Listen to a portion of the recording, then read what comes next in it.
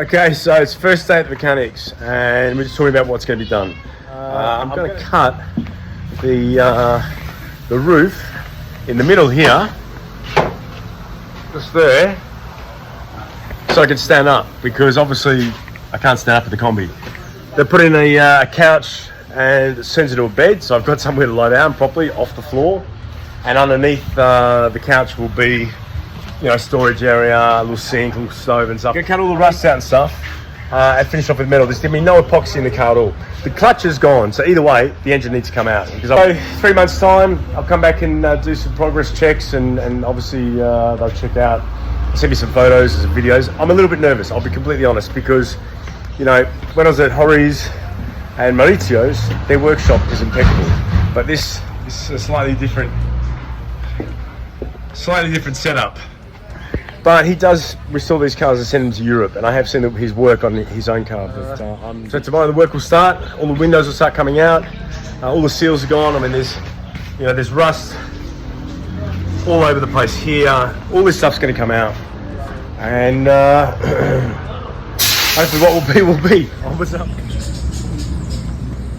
I mean, one more day here, and I'll clean up all my stuff and pack everything up and take everything out of the car, and then then that's it. I'll walk off and hopefully go and find some snakes, but this is it. As I said, I'm a little bit nervous, but sometimes you just got to have some faith, right? And that's what I got plenty of.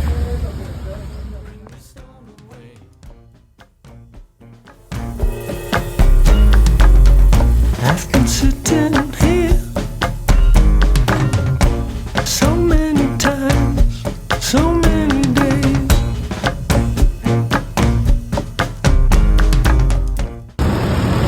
Okay, it's all about going out pounding the pavement. So we're going to go to Central Storico in Barghe and have a little look around. I spoke to a couple of guys who have had this stuff done by him, and he's done a really good job. So even though the workshop looks a bit like a sort of trash heap, I'm confident it's going to be all right. Time to get some food. This is called a buñuelo. It's typically Colombian. Inside is a sort of a dried cheese, a bit oily on the outside, but they're pretty good actually. All this pain in your house, so many times. All this misery. Colombia, all about the coffee, and this is a fantastic setup. I like it done. Wow. Maybe I can get the Kombi done like this. Un café, porfa. Normal, negro, porfa. Looks fantastic. One thing that's very noticeable about Colombia is the amount of begging. In Ecuador, I didn't notice it so much. It's in fact, I think, you know, the last 3 months I spent in Ecuador were really magnificent. And I mean, not just because I met Ingi, but because, you know, to actually understand a lot more about the people. And I spent a lot more time with Ecuadorians when I was there this time. The level of begging in Colombia is a lot more noticeable, and that's probably a lot of it's got to do with the fact that there's a lot of Venezuelans here. I think it's 4 million Venezuelans, or refugees, whatever you want to call it, and they're quite aggressive to beggars, you know. But it's really noticeable in the cities, which is surprising because Colombia, I always thought, was a more prosperous country than Ecuador, but perhaps I'm wrong there. But the haves and the have-nots, the divides here are much greater. This is it. I'm cleaning out the Kombi, putting everything else, setting another Kombi over here, and that's it. Tomorrow, everything starts getting ripped apart. Windows out, seals off. All right. I mean, in for a penny, in for a pound. Woo! What's amazing is how much shit I've accrued in such a short time. Well, in a year and a half. You know, obviously, I used to be able to carry everything. I had 30 kilos on my back, maybe a little bit more. Working out what I really need is the next 4 months and where I'm going. Clearly, in the jungles, it's going to be hot as hell. So down, sort of finding the snakes, and then we'll do some hiking. Hopefully with Ingi when she comes back up in the Nevadas, which is up high in the mountains here. But it's just incredible how much stuff I've accrued.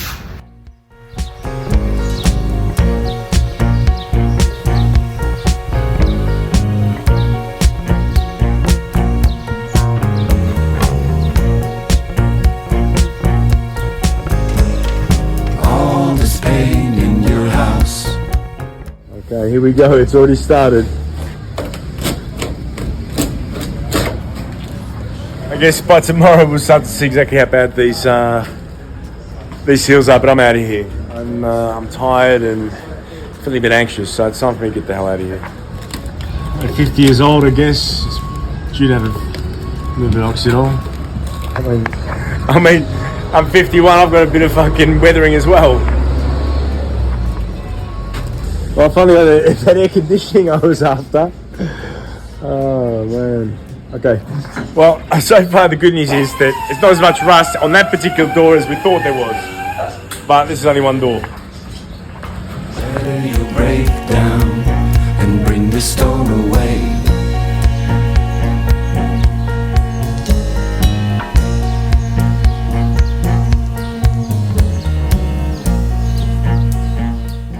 Any other country in the world, you'd probably call the police if you saw someone doing this to a car on the street. But in Colombia, people work on the street. I love it.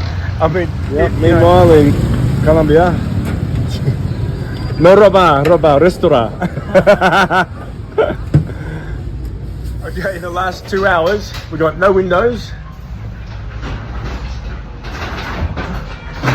And no lights, it's all happening. So it's amazing how quickly things come apart. I just hope they go back together as fast.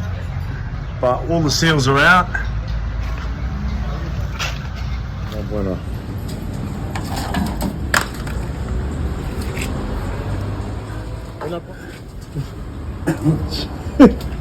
It's all happening in the Kombi today.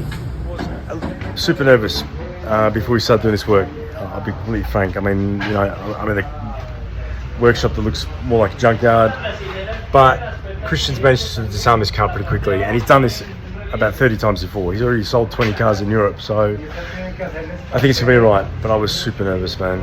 But we've managed to get all the windows out. I mean, the car is seat. I'm just waiting for this dog to shit in the car to mark its territory. But tomorrow the dashboard will come out, roof rack will come off, and it will really start to come apart. I'm going to leave tomorrow, head off to see a friend in Pereira, who's in the federal police. Not because I'm in any trouble, but I'm going to go hang out with him and then head up to Medellin. Onwards, upwards. Woo! Air conditioning. Mucho aire. Okay, I've just packed my backpack, so I'm ready for the next stage of my journey. We've got Brian Adams bashing out in the background at Fernando's, and here it is.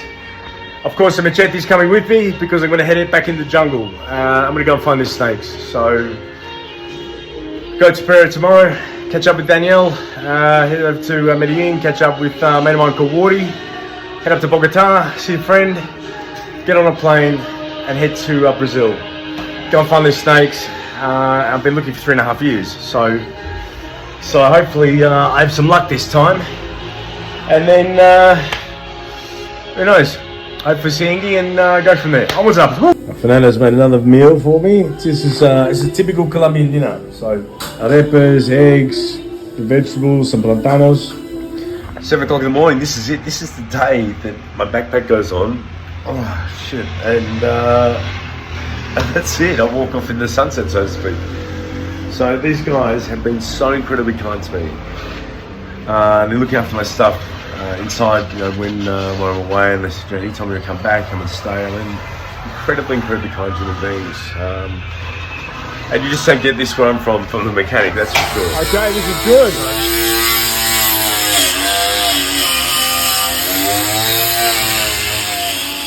It's a good sign, day 2. Okay, I'm definitely in the right place.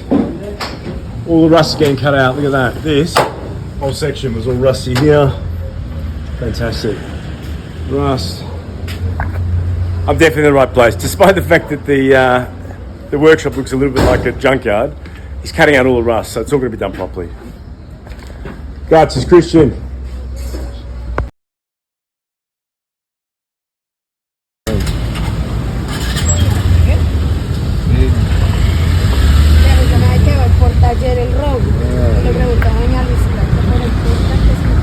Fresh sugarcane juice, very popular over in Colombia. This is it. I'm here with Alberto, and we're driving to the bus station. This is the first bus I've taken in, God, I don't know how many years. Well, at least 2 years. So off to Pereira, which is 3 hours away, and then stay there the night, maybe 2 nights. Apparently, it's a beautiful city. It's right up in coffee country, so it's buena café in Pereira, no? Buena café. Yeah. So going to hang out there, and then head to Medellin. Almost up, woo!